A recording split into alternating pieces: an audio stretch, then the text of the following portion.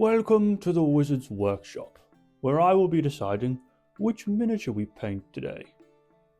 But before that, I need to decide on last week's winner, which has been written within this scroll. I believe last time we saw Grok, the stress ball wielding ogre. Let me just ponder this scroll. Ah yes, Rhys Campbell. This touching story of love between an ogre and an elf. Without further ado, let's decide who we will be painting today. I like the look of this one. A warthog human hybrid, I believe. Let's see what the painter makes of this. Thank you, Mr. Wizard. Welcome back, everyone, to Paint the Party. As you already know, we'll be painting this boar folk, I think they're called, from the Forgotten Realms. Shout out to the winner of Grok. If you want a chance to win this one, please leave a comment below. This guy's going to need a name, a backstory. I decided to kind of give you some ammunition to use because I've come to the decision that this guy isn't a warrior, he's actually a chef, and this large hammer he uses to tenderize his signature dish. I'll let you guys decide what that dish is. And you might be wondering why his other hand is raised in the air as if he's celebrating. That's because he just got his first Michelin star. So I've pre-primed it off camera because it was raining when I did it, so I was kind of rushing. Just the matte black that we used on the dragon, if you guys remember. A problem I've realised is it basically made it the same colour as my gloves, so my camera did not know how to focus on the miniature. I wanted to kind of experiment with highlighting, so I loaded up the airbrusher with the grey primer, and I was just going to spray it down from one direction, and it did not go very well. I ended up with this like snowy effect. I think either I've used too much of the paint thinner or I've not used enough. I mean, logically it would be I've not used enough, but this is what I ended up with. Not the best looking thing, but I mean, hey, this is what it's all about, practice. So, and once I painted over it, it really didn't. You couldn't notice it anymore. And I also don't really think it made much of a difference anyway. But so once I'd kind of laid down that highlighter, I was kind of making a decision on how I wanted to paint each aspect of the mini. I figured I'd start with the skin, just because get a nice base layer on the skin. So I mixed the rosy skin and the soft leather to kind of get a lighter brown, which I imagine a boar would have. This mini is from the same set that Grok is from, and in the last video I was struggling to get paint to stay on Grok when I was doing it. It kind of just really faded very quickly, and I had the same issue with this. Initially I thought it was the paint I used, but it's not. It is the miniatures. I guess it's whatever they've been made with or however they've been treated. So I'm going to kind of figure out how to do that. But yeah, here's me just doing the skin, as I mentioned.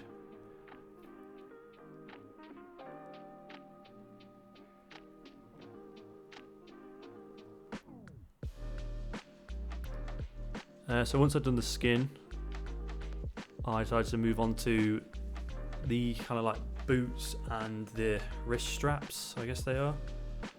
I just went for a nice black finish for these. I know they were already primed black, but it looked pretty good with the black on black. It was like super dark. So I used the Chaotic Black from the Game Master set.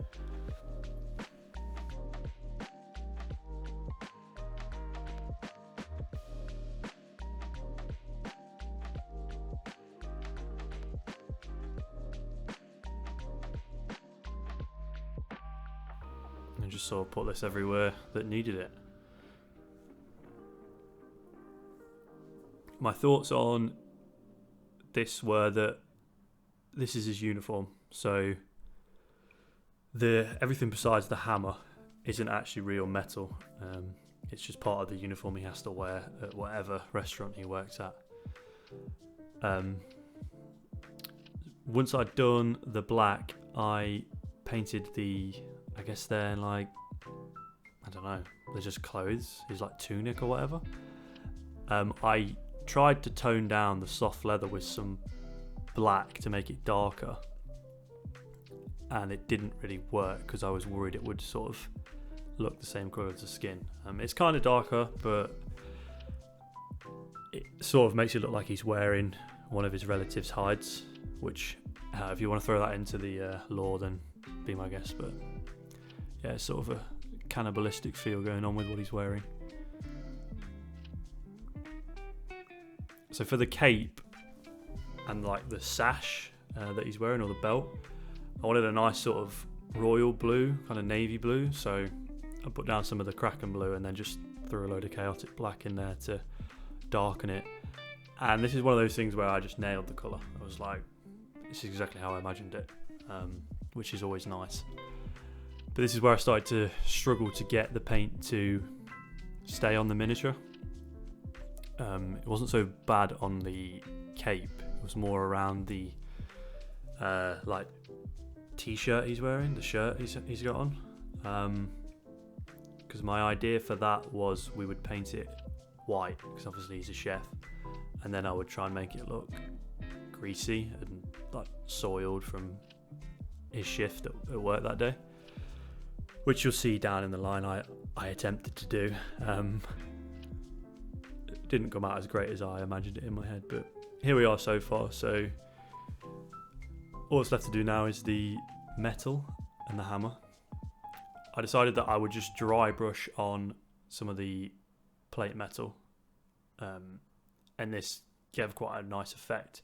Because of the black already being on there and the highlight, it just blended in really nicely. I'm hoping you can see it as well as I can on video. And I also applied that to his shoulder pads too.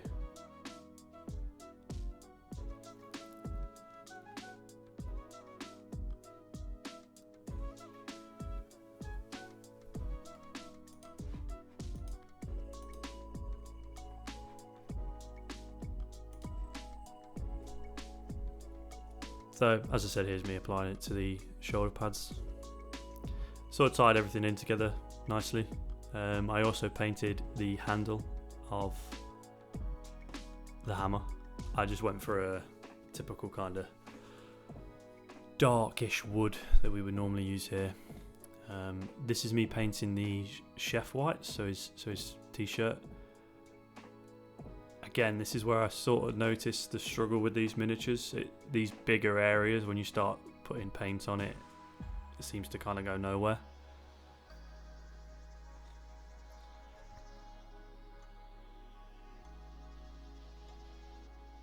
I tried to turn up the brightness on that bit just so you could see the white a bit more, but I don't think it helped. So here's me mixing the stains I wanted to have on his t-shirt, or his chef whites. I went for like a yellowy with brown, and then a green with some yellow I threw in there to just sort of generic grease, as if he's been working in a kitchen all day. And my plan was to dry brush this on similar to what I did with the plate metal. It semi-worked. I kind of did the thing that I usually do where I get a bit carried away. Like, see here, I probably could have just left it there, and I didn't. I put it on the bottom of his cape, all over the chef whites, and on his boots. So yeah. Once I'd done that was pretty much it. I just threw on some strong tone to get into the recesses and make everything pop a little bit more.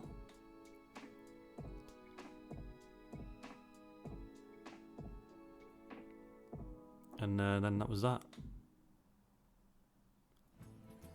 So here he is, our nameless Boarfolk chef. As I mentioned, he needs a name, a restaurant name, and a backstory. So if you want to enter to maybe win him, just drop all that below and I'll decide on a winner with the wizard in a couple of weeks. But yeah, thank you for watching. Cheers guys, catch you in the next one.